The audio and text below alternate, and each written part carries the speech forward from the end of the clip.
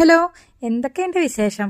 ഇതൊക്കെ തന്നെയല്ലേ വിശേഷങ്ങൾ. എല്ലാ ദേശങ്ങളിലും പൂരം, പറ, അങ്ങനെ ഉത്സവങ്ങൾ, അതല്ലെങ്കിൽ പെരുന്നാൾ, അങ്ങനെ ആകെ ഗംഭീരമായിട്ടുള്ള കുറച്ച് മാസങ്ങളാണല്ലോ ഇനി വരാനിരിക്കുന്നത്. അപ്പോൾ പറഞ്ഞു വന്നത് എന്താണെന്ന് വെച്ച് കഴിഞ്ഞാൽ ഒരു പറയെടുപ്പും അതിൻ്റെ വിശേഷങ്ങളാണ് ഇന്ന് ഞാൻ നിങ്ങളായിട്ട് ഷെയർ ചെയ്യാൻ പോകുന്നത്. ഇവിടെ വടക്കാഞ്ചേരി തന്നെയുള്ള ഇരട്ടക്കുളങ്ങര ദേവിയുടെ പറയെടുപ്പ് വന്നിട്ടുണ്ടായിരുന്നു. അതിൻ്റെ ചെറിയ കുറച്ച് വിശേഷങ്ങളാണ് ഷെയർ ചെയ്യുന്നത്. അപ്പോൾ വീഡിയോ മുഴുവനായിട്ട് കാണാൻ നിങ്ങൾക്ക് ഒരു ചെറിയ നൊസ്റ്റാൾജിക് ഫീലൊക്കെ തരും.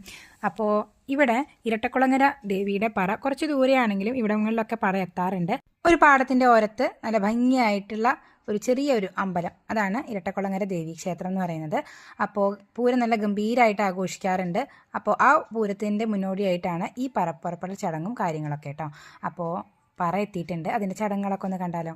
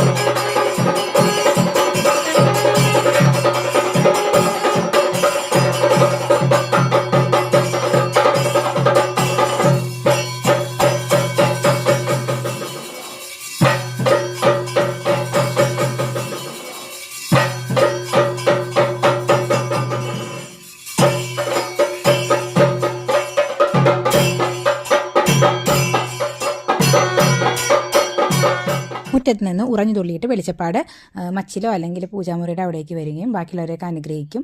അങ്ങനെ അരിയും പൂവൊക്കെ അവിടെ പരിസരത്തൊക്കെ വിതറുക, അങ്ങനെ ഒരു അനുഗ്രഹം ചൊരിയുന്ന ഒരു ചടങ്ങ് ഇതാ കഴിഞ്ഞിട്ടുണ്ട്. അങ്ങനെ ഇരട്ടക്കുളങ്ങര ദേവിയുടെ ഒരു സാന്നിധ്യം അല്ലെങ്കിൽ ആ ഒരു ഐശ്വര്യം നമ്മുടെ വീട്ടിലേക്ക് എത്തിയെന്നാണ് വിശ്വാസം. അപ്പോൾ ആ ചടങ്ങുകളൊക്കെ നല്ല സന്തോഷപൂർവ്വം കഴിഞ്ഞിട്ടുണ്ട്.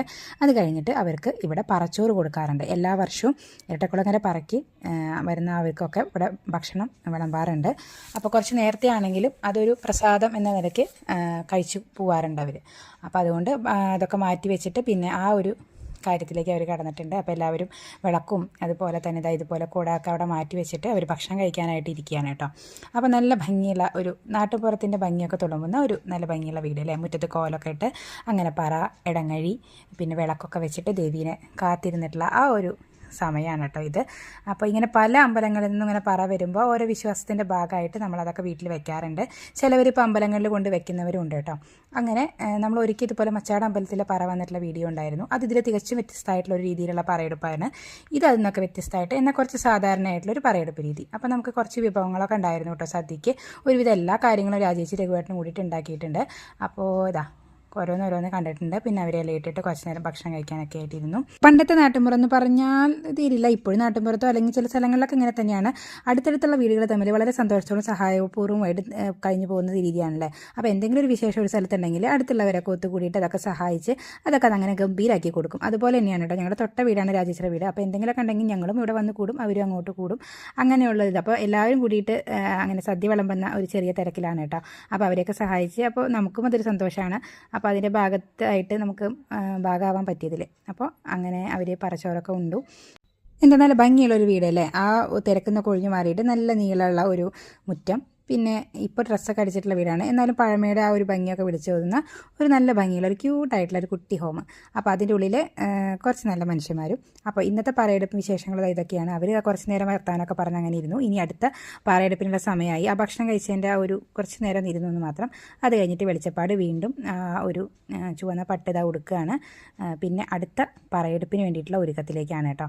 ഇനി ഇത് കഴിഞ്ഞ് ഇതുപോലെ നടന്ന് പല വീടുകളിൽ നിന്നും പറയെടുത്ത് വൈകുന്നേരം ആകുമ്പോൾ ദീപാരാധന സമയമാകുമ്പോഴേക്കും വീണ്ടും അമ്പലത്തിലേക്ക് എത്തിച്ചേരുകയും ബാക്കിയുള്ള മേളം അങ്ങനെ കാര്യങ്ങളൊക്കെയാണ് ഉണ്ടാവാറുള്ളത് കേട്ടോ. പിന്നെ വീണ്ടും നാളെ വീണ്ടും പറ പുറപ്പെടും. അങ്ങനെയാണ് ആ ചടങ്ങുകളൊക്കെ. അപ്പോൾ നമ്മുടെ നാട്ടുമ്പുറത്തും പരിചയമുള്ള ആൾക്കാരൊക്കെ ആയതുകൊണ്ട് അങ്ങോട്ടും ഇങ്ങോട്ടും കുറച്ച് കുശലാന്വേഷണമൊക്കെ നടത്തി. അത് കഴിഞ്ഞിട്ട് പോകാനുള്ള നേരമായി. വീണ്ടും നമ്മൾ ചൊരിഞ്ഞ പറ തിരിച്ച് പറയിൽ നിന്ന് ചാക്കിലേക്ക് ഇട്ട് കൊടുക്കണം. നമ്മൾ തന്നെ അത് ചെയ്യണം. എന്നിട്ട് അവരത് കൊണ്ടുപോകും.